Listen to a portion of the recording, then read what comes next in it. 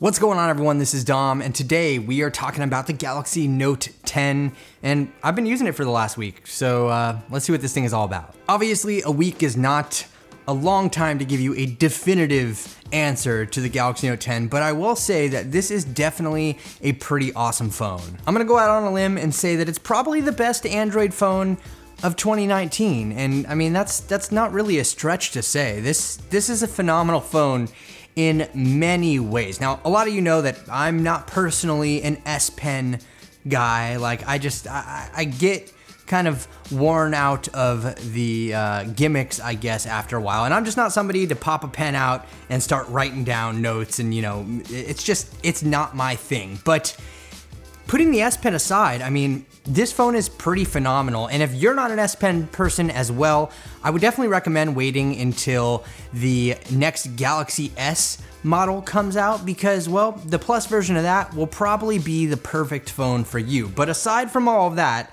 let's talk about what I love about this thing. So getting the spec sheet out of the way, inside we have the Snapdragon 855 processor and 12 gigabytes of RAM for the Note 10 Plus. Now there's also 256 gigabytes of storage in the model that I have, but if you need more internal space, you can bump that up to the 512 gigabyte model. Now this is the Plus model, so around the front side, we have a 6.8 inch dynamic AMOLED display, and it's so beautiful. Like, it's just nearly bezel-less. There's a little cutout at the top of the screen for the front-facing camera, but it is just a pretty phenomenal display all around. And I've literally never had complaints with Samsung displays. They always do it right. We do have a resolution here of 3040 by 1440, but honestly, I've been using it in the Full HD Plus mode since I got it. I've switched to the higher resolution just to see if I could really tell the difference.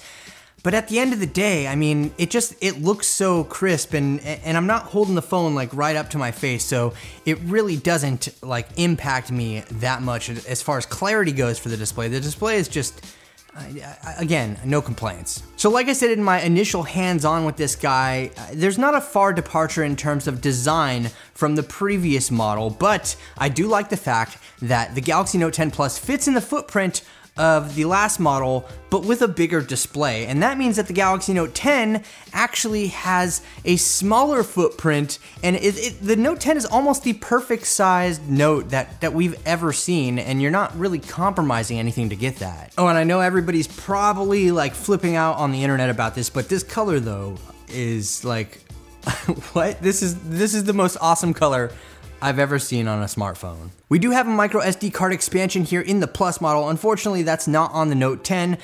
I honestly probably won't use it because 256 is just more than enough for me personally, but it's nice to have the option if you need it. So if you want micro SD card expansion, you're gonna have to bump up to this model. Not that big of a deal. What you also get in here is a 4,300 milliamp hour battery. And for me, I found that to last the entire day. There has been some days where I've come home, you know, 10, 15%. But with the included 25 watt charger, 30 minutes on that bad boy, and you're pretty much good to go for another day, at least in my experience. You can upgrade to a 45 watt charger, which is cool, but you know, I don't think that it's a necessary expense if you're gonna get this phone. One of my favorite features about the Note 10 this year is the fact that we have built-in Samsung DeX, which gives you your own personal desktop experience powered by the phone. You simply take the cable, plug it into the USB-C port on the bottom, into a Mac or a PC or a monitor with an HDMI adapter, and you have a full-on desktop experience. You can copy files back and forth between the host computer and your phone. It's pretty amazing. Now let's talk about the camera on the backside here. We have a 16 megapixel shooter, and to be honest, like, it takes great photos. But again, like the display, I'm not really surprised at this from Samsung because they do a pretty good job in the camera department. And if you want to see full samples of any of the photos that I've shown in this video, I will definitely be sure to leave a gallery linked below.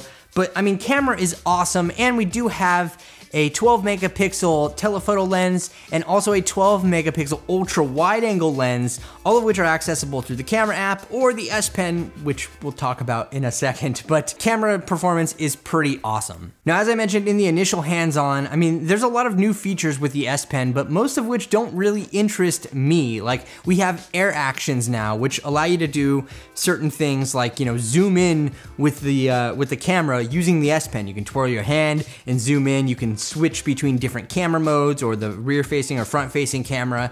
And it just seems like we're trying to solve problems that never existed. And I mean, it's cool, I guess, give it to us, sure, but I just don't find a use for it. There are some other cool features like the fact that you can convert your handwriting into text, which is actually, it could be pretty useful if I was somebody that didn't have A, terrible handwriting, and B, would use the S Pen more. That would be a pretty useful feature for me, but it just doesn't meet my criteria for my personal uses for a smartphone, but that doesn't mean that it doesn't apply to you. Of course, we still do have the fingerprint sensor that's built in under the display, and it works flawlessly. I like what Samsung does with their fingerprint sensors that are under the display. It works every time, and it's very fluid, like no issues. I don't have much to complain about regarding this phone. I mean, it is phenomenal in many ways. Now, as far as performance goes, obviously long term, we're gonna have to wait and see on that, but the thing is buttery smooth out of the box. Like, I've only used it for a week, so I can't really give you a definitive answer on whether or not that will stay, but leave a thumbs up if you want a follow-up video. Now, one thing that I do wanna just talk about real quick is the fact that we have the button on the side here. There's nothing on the other side. It's just clean, which is good.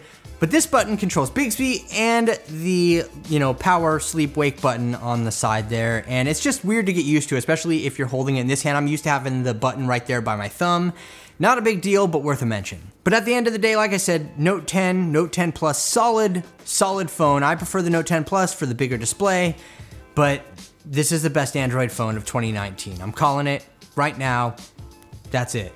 Best one. I would definitely pick this up if you're into the S Pen. Like I said, if you're not, wait for the next Galaxy S series to come out, because I'm pretty sure it'll be very much like this, but without that little pen at the bottom. And if you don't need this, there's no reason to pick up the Note unless you just want something new and shiny right now. But let me know what you think though in the comments section below. And if you enjoyed this video, leave it a thumbs up, and if you're new around here, subscribe to the channel, and don't forget to hit the notification bell so you can be notified when new videos like this drop in the future. I really appreciate all the support, everyone. Thank you so much. Once again, this is Dom, and I'll catch you in the next video.